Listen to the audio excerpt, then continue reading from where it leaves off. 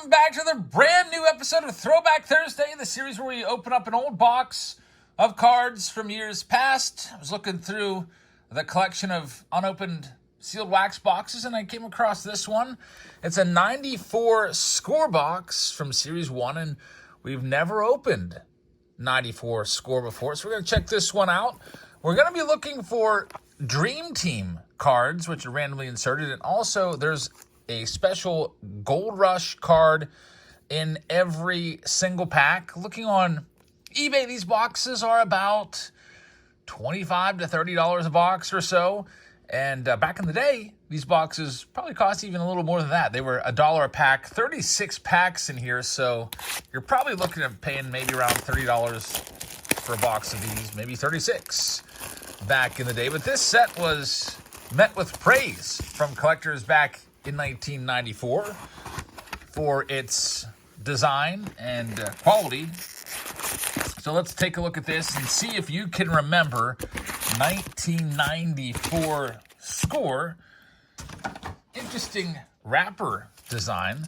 I don't know who that batter might be on the front. Maybe, I don't know, Darren Erstad. Maybe whose arm is that? Interesting, trying to figure out these little bits of this little mosaic right here. But let's check it out. This is for Adrian. Adrian, good luck to you. Thank you for sponsoring this video. Hope you get some good stuff. Also, make sure you check us out tonight. We've got a live stream. We'll be auctioning some consignment cards and maybe a couple things of my own. So here we go, 1994 score, and we start off with Cal Ripken Jr. as card number 2 right after Corey Snyder. Simple design.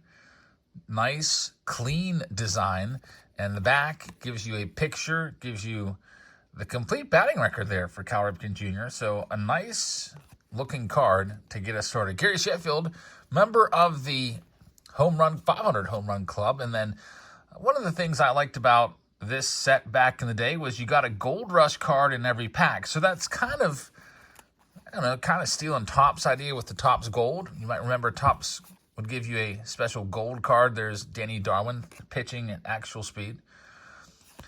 I used to hate Danny Darwin. I don't know why. I just didn't like him. Troy Neal, one of the 1993 rookies. There's not really any notable rookies in 1994.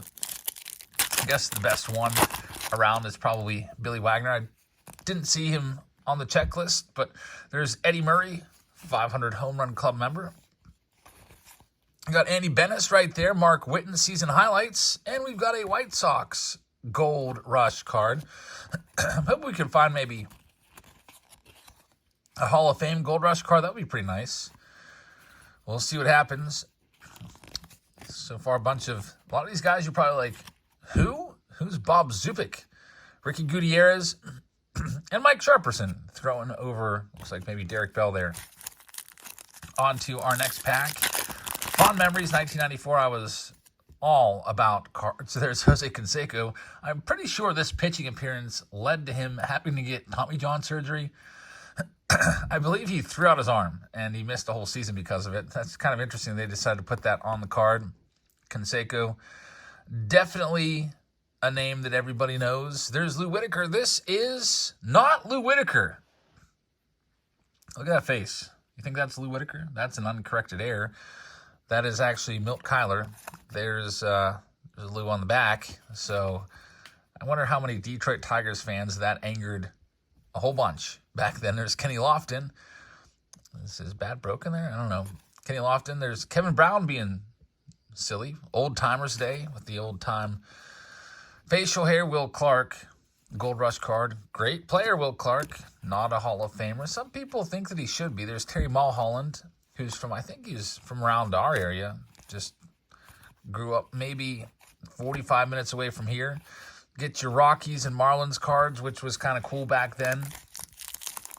I guess, you know what? It'd be interesting if we got another 2 teams. Just thinking that I'd be pretty excited. Like, let's say we get a team in, they're going to probably expand within the next 10 years. Baseball, I think that's a goal, to get to 32 teams from 30 so that you don't have an interleague game every single night. But, yeah, I guess we got to wait on the Oakland A's to get settled out in Las Vegas, and then we got to get the Tampa Bay Rays fixed up. I think that's what Rob Manfred said. And then the next two teams, is it going to be in Nashville? Nashville Sounds maybe getting would they become a major league team? Nashville's a great city. There's Ken Griffey Jr. laying down a bunt. The lost art of the bunt. Back in the 80s and 90s, everybody bunted. Even big guys like Griffey sometimes would lay one down. There's Don Mattingly. Good picture of Don Mattingly going into the stretch.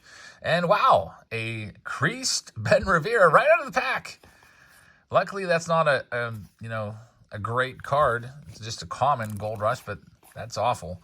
Imagine pulling a big hit and it's just completely creased. There's Tom Candiotti with his knuckleball.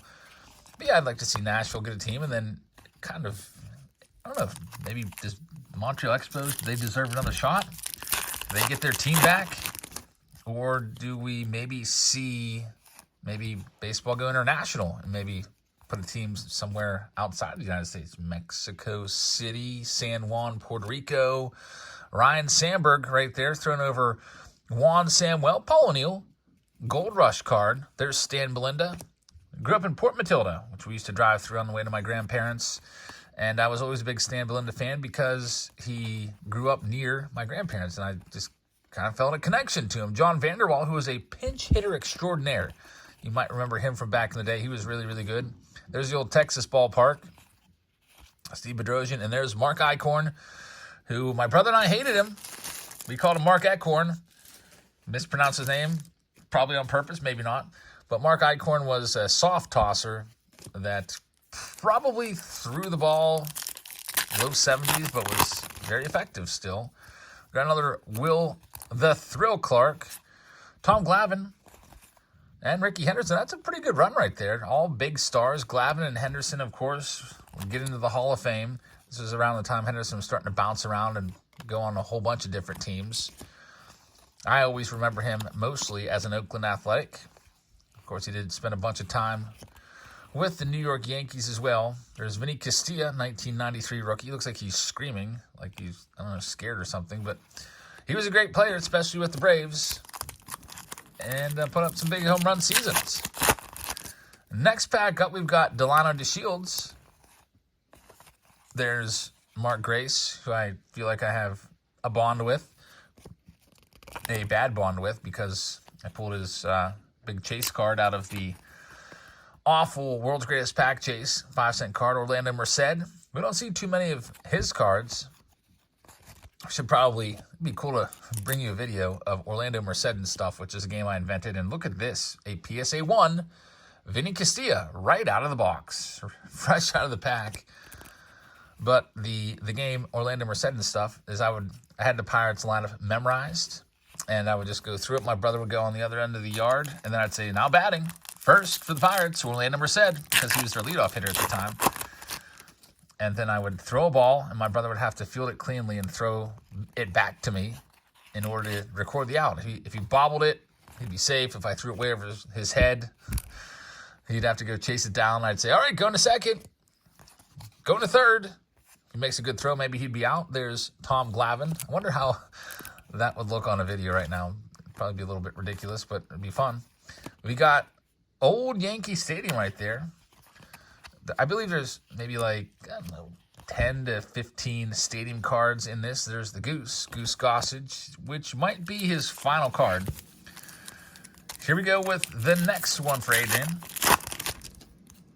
We've got Wade Boggs. That's a good picture of Wade Boggs with the follow-through. I always like shots like that. That's kind of like, has a stadium club-esque feel to it. Mike Mussina, another Hall of Famer. Man, there was a lot of Hall of Famers around this time period. There's another one, Ivan Rodriguez. And if not for steroids, we'd have a whole bunch more. And what the heck is going on with all these Gold Rush cards that are creased right out of the pack?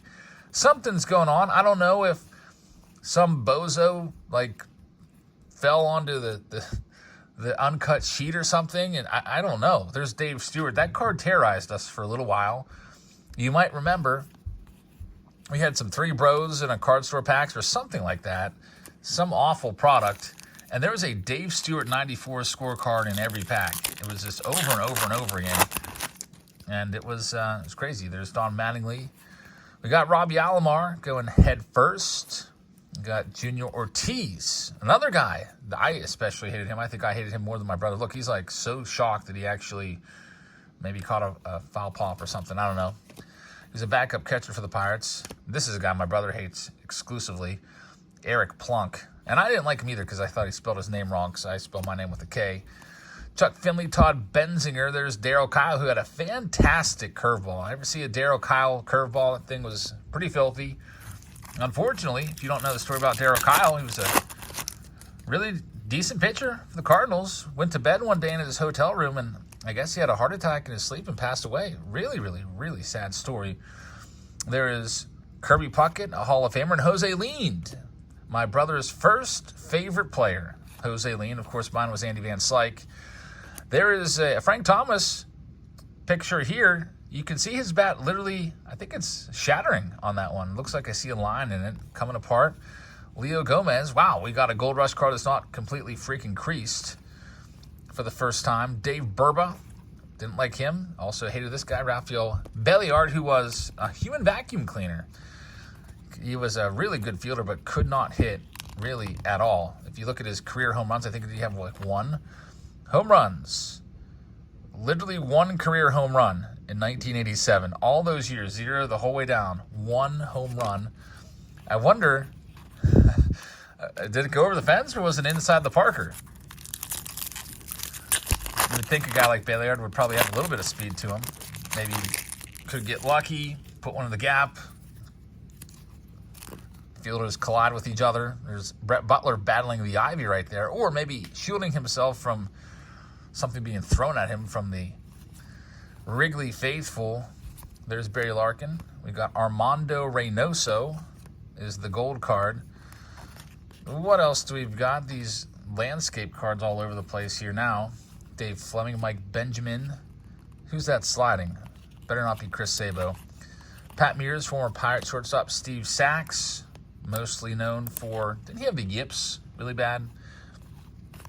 The yips is when you just can't make an easy throw that you're supposed to make. I believe he may have suffered from that at some point. But he was a really good player throughout the 80s.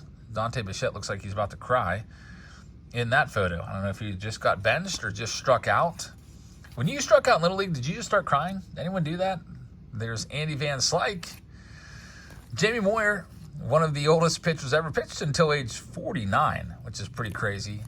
Yeah, I remember like when I was in Little League, when I first started playing the first year or two, when I would strike out, I wanted to cry. I don't think that I did, though. I feel like my dad probably would have, I don't know, probably punished me for that. But there's definitely not, like, if you've ever been to a Little League game recently, in the past couple years, of course, I've been to some, and I've seen lots of kids crying, and they're like 11 years old. If they strike out, there's Robin Yount, Juan Gonzalez, and Randy Johnson, all big stars during this time period. And Terry Steinbach just got absolutely destroyed by Bill Hasselman there. Jimmy Key, gold card, Mike Morgan. We've got a Ben McDonald in there. There's Eric Plunk once again. Let's see what else we've got in here. Jeff Facero. Jeff Nelson threw a nasty frisbee slider. Did you ever see him pitch? He ended up being a setup man for the Yankees for Mariano Rivera, and his stuff was insane. Some really good years for him. There's Devon White, Doug Henry. I always hated his little mustache. Got Mario Diaz. I barely even remember him. He must have just not been really anything too special. Scott Livingston making the play right there. There's that Bill Hasselman. We saw him on an earlier card. Gary Reedus. I liked Gary Reedus. He was a former Pirates leadoff hitter for a couple years there when they were good. We got the old Oakland Coliseum back before they put that, what do they call it, Mount Davis out there, that giant, just obscene structure. It used to not look all that bad back then. Kind of sad that Oakland is losing their team. It's the last year in Oakland this year, and then they're going to move, as far as I understand, to Sacramento for a couple years as they transition out to Las Vegas. I'm kind kind of going back and forth if I should even go out and see a game at the Coliseum. I hear the stadium's absolutely awful. There's the old Cleveland Stadium right there before Jacobs Field. Jacobs Field would open, I believe, in 1994. So that was the last year of the old Cleveland ballpark, which I never made it out to. Francisco Cabrera, I hated him with a passion. Of course, we don't need to talk about that. Pirate killer right there. Jerry DiPoto, who would go on to be a general manager in the big leagues. Gene Larkin, and there you go. There's your first look at not first look, but one of the first looks at Camden Yards before they screwed it up with that big wall out in left field. How do you feel about that? They took out 10 to 15 rows of seats and made a little monster. I don't like it, but it's working for them. Look how well they've been playing since past couple of years. I don't know the rationale there. I guess on the business side, it doesn't make much sense because you're taking out hundreds and hundreds of seats. There's Barry Bonds, one of my all-time favorites, Dan Gladden. But if you can get, pitchers maybe more comfortable in your ballpark, that makes sense. Chris Bosio, who would go on to be a pitching coach, first no-hitter. You see Randy Johnson there in the background, and that looks like Jay Buhner. On the right-hand side, there's Ken Griffey Jr. You got to zoom out a little bit. Yeah, cutting off Ken Griffey Jr. right there. You can't do that. Tim Leary giving it his all. Kirk Reeder. I remember him. People were big on Kirk Reeder for a little bit. And we're halfway through the box. Let's see. Is there anything else we're looking for besides Gold Rush? Yes, Dream Team cards. I believe are 1 in 18 packs. And we haven't found a Dream Team card yet.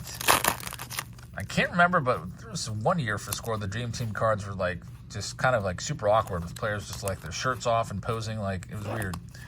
There's Anthony Young. For a second there, I thought that was going to be Doc Gooden. I don't know why. Speaking of Doc Gooden, I believe that Paul Skeens just surpassed him in some stat. Did you see Paul Skeens today, folks?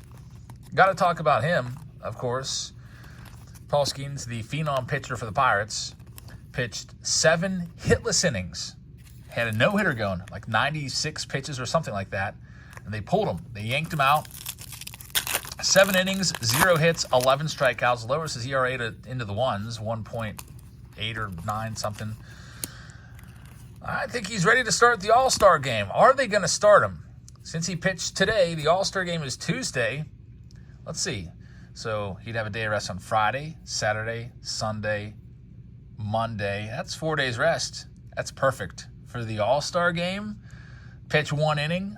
Just don't throw your side session. So in between starts, pitchers, the starting pitchers, they kind of have a mini start. It's called a side session.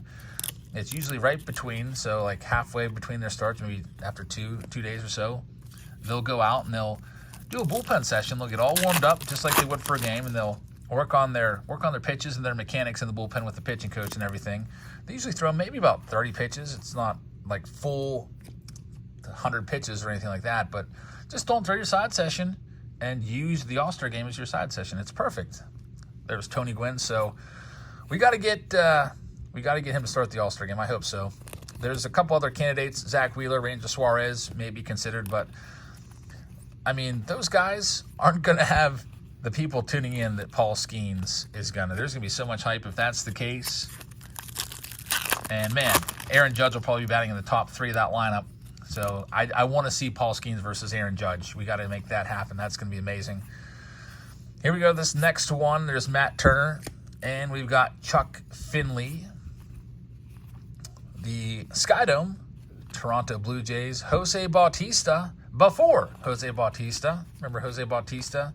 Joey Bats, who was a slugger for the Blue Jays. Well, there's another Jose Bautista that came onto the scene, and I think his rookie card may have been $89 or something like that. I always started to think of the pitcher as the imposter, Jose Bautista, even though he was first, well before the real Jose Bautista is I like to think of him. I was always a big Jose Bautista fan. I always hated Rob Dibble. Rob Dibble and the Nasty Boys, I didn't like any of them. The back end of that Reds bullpen with Norm Charlton, Randy Myers, and Rob Dibble, I thought they were all complete whack jobs. Probably because they were so good. I just We hated those guys here in Pittsburgh. Paul O'Neill again. We're starting to see a bunch of repeats. So there's Chad Curtis. We're looking for the Boys of Summer card right now. We haven't seen any of those. Like to see something different. We've got Jim Tatum. What the heck is he doing? Has some tool. I can't even tell. Something with the bat. Maybe someone out there in the comments knows. Well, let's see. There's Tony Gwynn. John Kruk. Craig Biggio. Skeeter Barnes. There's a name from the past. Steve Cook batting. Former pitcher. Always weird when you get a pitcher card in their batting. There's Eduardo Perez, who was the son of Hall of Famer Tony Perez. Eduardo Perez is well respected around baseball, very well respected. He's a top-notch analyst, and he was actually considered heavily. I think he was a finalist for the Mets managerial job a few years ago before they ultimately gave it to Carlos Beltran. And then, of course, Carlos Beltran came up with the whole Astros cheating gate, and they rescinded that job from him. Carlos Beltran also trying to get into the Hall of Fame. He would already be in if not for the whole 2017 Astros trash gate with the trash cans. But I think he'll get in soon, maybe in a couple years. But sometimes writers like to punish players that did something like that by just not voting for him. There's Moises Alou. We got Mark Portugal. This card always kind of bothered me. I didn't know what was on his head. I always thought that was a bird on his hat. And it bothered me, and I never figured it out. And why does he have a first baseman's glove? I don't know. There's Darren Holmes, former closer for the Rockies back in the day? I think he was. There's no saves on there. Yeah, 25 saves. He was their closer. There's Jim Leyritz making the catch. John Franco, who's, I don't know if I'd call him an all-time great. That's a super cheesy smile by Rich Rodriguez. Complete with braces and everything there. Next stack, last stack here of this one. Hope everyone has had a good day. Today was a good day. It was my daughter's birthday today. So we went out to, like, what do you want to do for your birthday? She wanted Chuck E. Cheese. So got to have some Chuck E. Cheese, some cake, ice cream cake. There's, got a little competitive between my daughter Olivia and I at the basketball game. It was a Chuck E. Cheese basketball game. And I got on it, and she's like, I almost set the record on this basketball game. It was like, I think the record was 54. So she tried, I think she had 52. It's like, good job, let me try. And I ended up putting up a 56, and I set the record. And then she beat me and got a 68. And so, of course, I had to go back because we like to be competitive in a good way. I tied her at 68, and then she kept playing it, and she ended up with 86 or something like that. And I was like, how the heck did you do that? I mean, I'm like palming the balls. I was trying to be like, I saw a video once of this one dad who was just grabbing the balls and just grab, shoot, like alternating hands back and forth. I was using that method. So I was going for more shots with a lower percentage. I was just trying to get as many shots off as I could. But ultimately, she ended up winning. She set the record at like 86. I ended up with 82. It's the best I could muster. So I'll probably never hear the end of that. I even told her tonight, I'm going to go back and I'm going to set the record. She's like, you better not. There's Fred McGriff. I was just kidding with her. There's Andy Van Slyke. Gold Rush card. I would have loved that card as a kid. And we wrap this one up with Chris Haney. We've got just about 5 packs left for Adrian. We're looking for the Boys of Summer card. See what we can do. So yeah, if you bought something on Whatnot last night, everything's going to be delayed today because we're celebrating the birthday all day. There's Jeff Bagwell making the catch in front of Jeff King, former Pirates third baseman. We had, I stayed up till like 3 a.m. We got everything sorted out. I got some stuff shipped, but I think we sold like 300 items on Whatnot yesterday and also gave away like almost 40 packs. I'm doing like a pack every 5 minutes. So join us on Wednesdays. Trying to make it easy for you to remember, Whatnot Wednesday.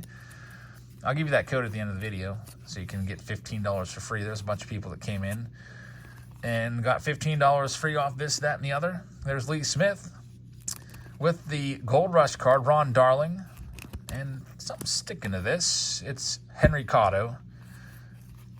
Mark Whitten right there, Toronto once again, and just 3 packs left. Look for Dream Team cards randomly inserted. Where are they? We have not found one yet, and we only have a few packs left to work with. There's Pudge, Ivan Rodriguez. I really liked him when I was a kid. I always thought that he was such a great catcher. I used to just I get Baseball Weekly every single week, and I'd look at all the stats, including the caught, for the catchers, the thrown out percentage of runners trying to steal, and his was always just crazy. Like, he would throw out half or better than half of all runners trying to run on him. Nothing else there, just 2 packs left here on this Throwback Thursday. Let's see what we've got. Gold Rush card in every pack. Brian Harvey, former closer right there. He was got a lot of saves, 173 saves as of 1994. There's Sluggodon Slot, Matt Williams, the off-balance throw, Jose Guzman, and we'll see what else we've got. Just a couple packs left. 1 pack left, actually, for you, Adrian. So, I don't know. That the Dream Team card might just not be a reality here. Here we go. Last pack. Thanks for clicking in and joining us today, folks. I really appreciate that. I hope you'll join us every day. We do videos every single day. Put up some shorts as well every day. This Texas Rangers ballpark Gold Rush card. Good old Hubie Brooks from back in the day. Trevor Wilson. There's Stan Belinda once again. Phil Clark, failed rookie. And a couple cards. I'm glad that these mostly didn't stick together, which is nice. Dave McCarty, last one. So no Gold Rush in there, but fun to take a trip down memory lane and look at all these old players. My entire childhood, my only hobby besides playing Nintendo was just learning every single thing I could about baseball, including all the players, all the stats, everything. So it's always nice to look back. I would have been 13 when that came out, and it was cool to go back to that age. But anyway, before we go, I'd like to remind you, get your $15 for free. It's like $15. You don't have to do anything for it. So if someone walks up to you and says, hey, you want $15? I would say yes. So hopefully you'll download the Whatnot app and make sure you sign up on, I think you might need a desktop or a browser to do it on this. Maybe you can do it from your phone, but go to this website right here, whatnot.com/invite/jabs family. And if you sign up using that link, the sign up just takes a minute or two. All you got to do is type in your shipping information, your credit card information, then hit register, and then $15 goes to your account. It's super easy. And then pop into our live streams. We're on Whatnot every Wednesday. Recently, we've been starting at 7, going like 7. I think the last 2 weeks we've done 7 to midnight, 5-hour live streams. And that way we can start processing some of the stuff, because I always try to get everything out to you the very next day. So check us out, and thanks for watching this one. I hope you guys have a very fantastic rest of your evening, and happy birthday, Emmy Lou, and I'll see you all tomorrow. Good night, everybody.